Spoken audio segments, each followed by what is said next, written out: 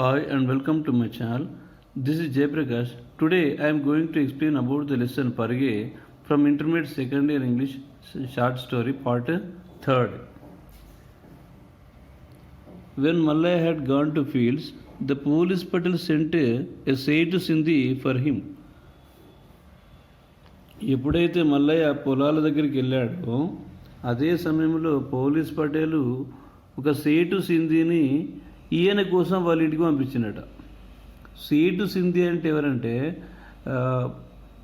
పొలాల దగ్గర పంటను కాపాడడానికి నియమించబడినటువంటి గార్డ్ అన్నట్టు. The Seth Sindhi saw Mallaiah sister at home. So Seth Sindhi ఎక్కడికి వెళ్ళిండు? మల్లయ్య వాళ్ళ ఇంటికి వెళ్ళిండు. సో మల్లయ్య ఇంటికి వెళ్ళినప్పుడు ఎవరిని చూసిండు? సేటు సింధి అంటే మల్లయ్య యొక్క సిస్టర్ని చూసిండు. She was crying over her father's critical state. అప్పుడు మల్లయ్య వాడి ఇంట్లో మల్లయ్య యొక్క చెల్లెలు ఏడుస్తూ ఉందట. ఎందుకు? వాళ్ళ తండ్రి యొక్క పరిస్థితి అంత బాగోలేదు కదా, అలా తండ్రి ఆరోగ్యం క్షీణించింది కాబట్టి అతని యొక్క పరిస్థితిని చూసి ఏడుస్తూ ఉందన్నట్టు. He took her out. అప్పుడు ఈ సేటు సింధు ఏం చేసిండు? ఈ సేటు సింధి ఆమెను బయటకు తీసుకెళ్ళిండు. ఇక్కడికి పోలీస్ పటేల్ దగ్గరికి.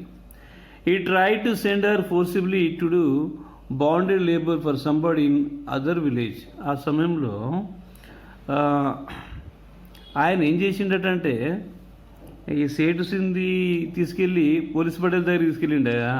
సో పోలీస్ పటేల్ ఏం చేసిండు ఇతడు అంటే, పోలీస్ పటేలు ఆమెను బలవంతంగా వేరే ఊళ్ళో ఉన్నటువంటి ఒక వ్యక్తి దగ్గరికి ఒక బాండెడ్ లేబర్గా పంపించడానికి ప్రయత్నం చేసిండట. అంటే బాండెడ్ లేబర్ అంటే కట్టు బానిసలాగా. సో బాండెడ్ లేబర్ అంటే ఏంటి? కట్టు బానిస. అంటే ఆ రోజుల్లో పోలీస్ పటేల్ ఏ పని చెప్పినా కానీ జీతం లేకుండానే వర్క్ చేయాలన్నట్టు. బాండెడ్ లేబర్ అంటే ఏంటి?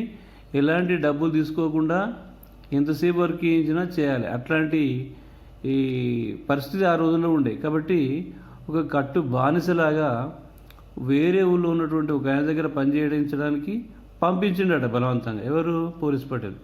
She was explaining her difficulty to the police Patel. అప్పుడు ఆమె ఏం చేసింది అంటే తన యొక్క ప్రాబ్లాన్ని పోలీస్ పటేల్కు చెప్పడానికి ప్రయత్నం చేసింది. అంటే వివరించింది అన్నట్టు. తన యొక్క ప్రాబ్లంను పోలీస్ పటేల్కు వివరించింది. మీన్ వైల్ అదే సమయంలో she saw Mallayya running towards her and surmised that he was coming to rescue her from the clutches of police Patel. అంటే అదే సమయంలో మల్లయ్య పరిగెత్తుకుంటూ వచ్చినట. ఇక్కడికి తన దగ్గరికి అంటే తన చెల్లెల దగ్గరికి వచ్చిండు. అలా దగ్గరికి వచ్చిండు అంటే ఆమె ఏమనుకుంది? తనను ఈ పోలీస్ పటేల్ చెర నుండి కాపాడుతాడు అనేటువంటి ఫీలింగ్తో ఆమె అబ్బా మా అన్నయ్య వస్తుండు, ఈ పోలీస్ పటేల్ యొక్క చెర నుండి నన్ను కాపాడుతాడని అనుకుందట.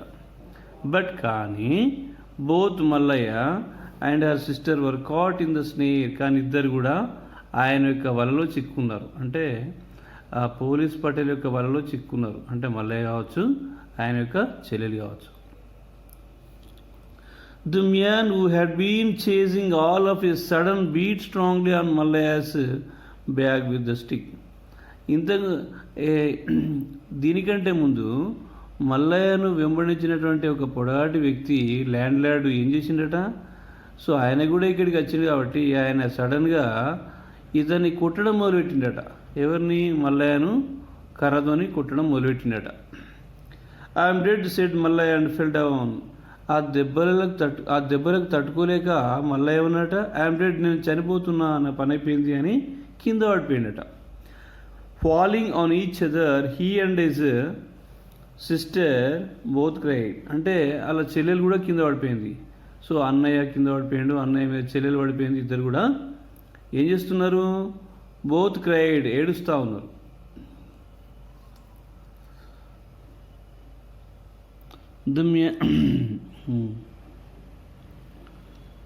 The man who had chased Mallaya put the bundle of paddy before police patrol and complained that it was stolen from his thrashing floor. So అప్పుడు ఆ సమయంలో మల్లయ్యను వెంబడించినటువంటి ఆ వ్యక్తి అతని దగ్గర ఉన్నటువంటి బండిల్ ఆఫ్ ప్యాడీ అంటే వరి కంకులన్నీ కట్టగట్టుకున్నటువంటి ఆ బండిల్ని పోలీస్ పటేల్ ముందు ఉంచి ఫిర్యాదు చేసినట్టు ఏంటిది, ఇది నా యొక్క థ్రాషింగ్ ఫ్లోర్ అంటే వరి కట్టలను తొక్కేటువంటి ప్రదేశం దగ్గర నుండి దొంగిలించి తీసుకొచ్చిండు, అందుకే కుట్టినా అని చెప్పిండట.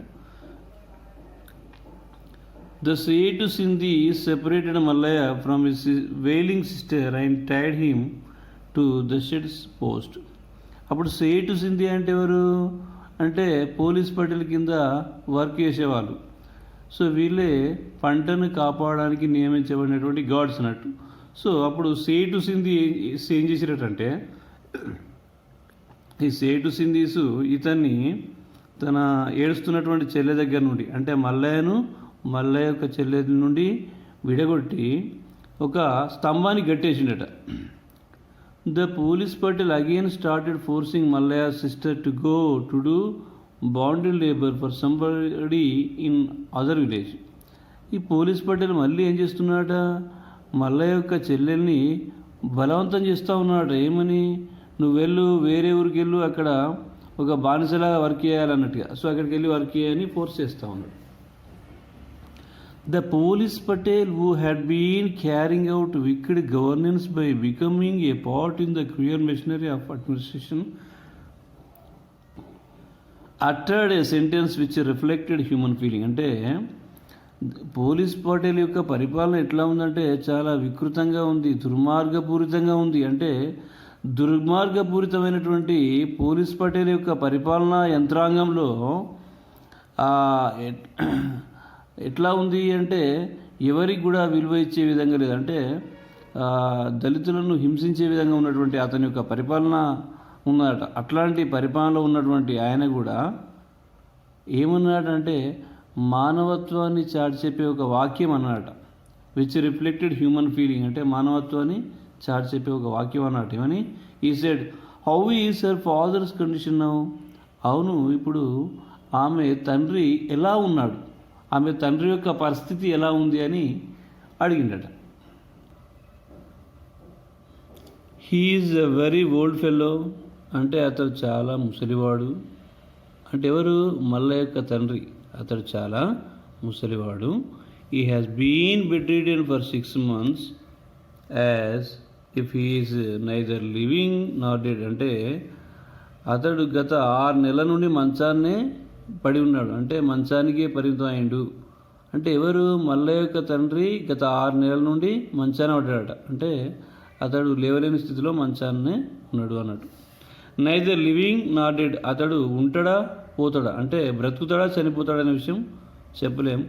There is no hope that he will survive. అతడు బ్రతుకుతాడంటే ఎలాంటి ఆశ లేదు, బ్రతుకుతాడు అనడానికి ఎలాంటి ఆశ లేదు అని అక్కడ ఉన్న వాళ్ళు అన్నారట. But no when exactly he will die. అతడు ఎప్పుడు ఖచ్చితంగా చనిపోతాడో కూడా చెప్పలేమని అక్కడ ఉన్న వాళ్ళు అన్నారట.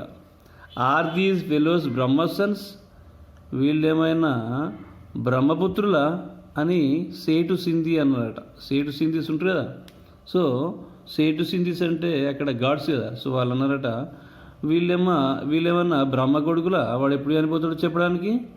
దే ఆర్ లోఫర్స్, వీళ్ళంతా లోఫర్స్ అంటే రోడ్డు మీద తిరిగేటోళ్ళు. But they tell all lame excuses replied one of the Seth Sindhis. అంటే సేటు సింధీస్లలో ఒకడు అన్నాడట, వీళ్ళంతా లోఫర్స్, వీళ్ళు ఏవో కుంటి సాగులు చెప్తా ఉన్నారని అన్నాడట. Yet home Mallaya's father lay nonchalantly accepting that such predicaments are but natural because they are part of life's experience. అంటే ఇంటి దగ్గర మరి మల్లయ్య యొక్క పరిస్థితి ఎట్లా ఉంది అని అంటే చాలా దయనీయంగా ఉంది. చెప్పాలంటే చాలా దయనీయమైనటువంటి పొజిషన్లో ఉంది. సో అది ఒక రకంగా బాధాకరమైన సిచ్యుయేషన్లో ఉంది. సో వాళ్ళకు ఇట్లాంటి అనుభవాలు సహజమేనట వాళ్ళ జీవితంలో. He was in an incoherent state. అంటే ఇప్పుడు ఆయన ఎట్లా ఉన్నాడు, అచేతన స్థితిలో. He was in an incoherent state అంటే అచేతన స్థితిలో మంచాన పడి ఉన్నాడు మల్లయ్య యొక్క తండ్రి. అతను లేచి నడవలేడు అన్నట్టు.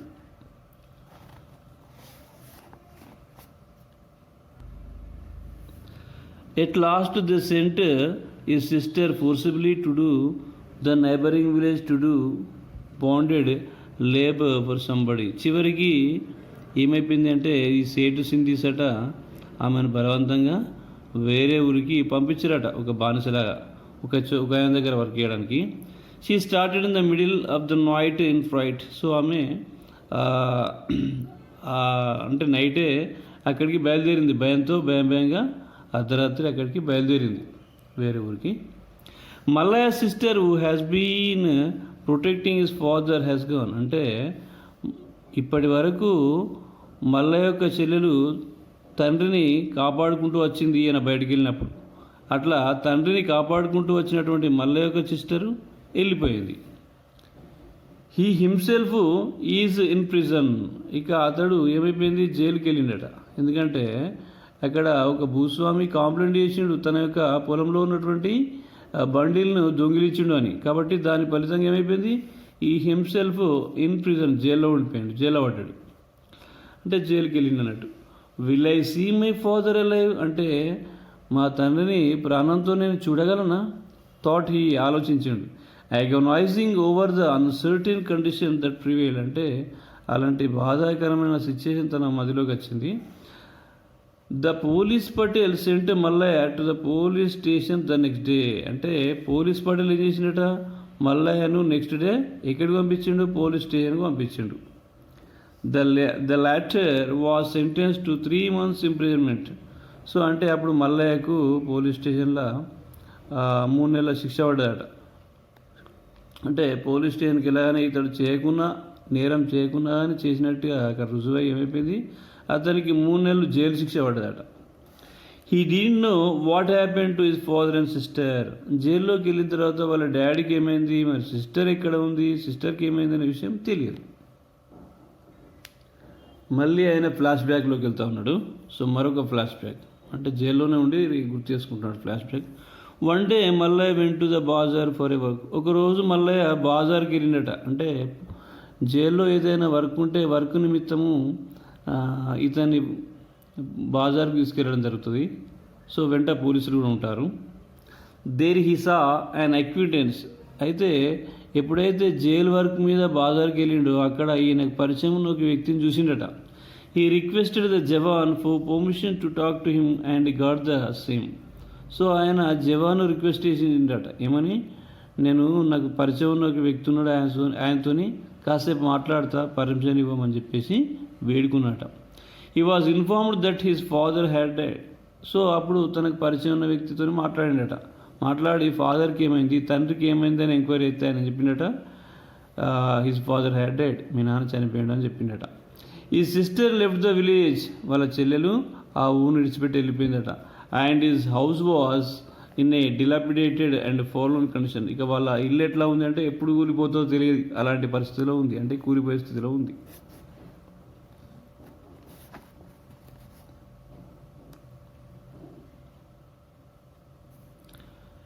He controlled the anguish racing inside his heart with a great difficulty. అంటే తన లోపల ఉన్నటువంటి ఆ బాధను ఏం చేసిండట, దిగమింగుకున్నాడు. అంటే ఆయనకి ఎంతో కోపం వస్తుంది, యాంగ్విష్ అంటే ఎంతో వేదన కలిగింది.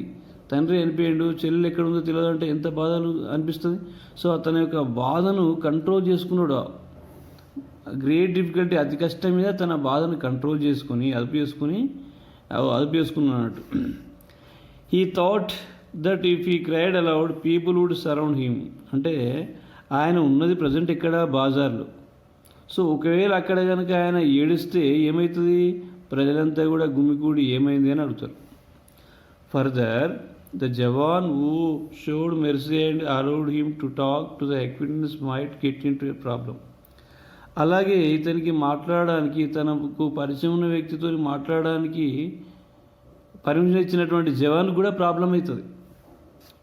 ఈ వాజ్ స్మోల్డరింగ్ ఇన్సైడ్ హిస్ హార్ట్. అంటే అతనికి లోపల బాగా బాధ అనిపిస్తుందట.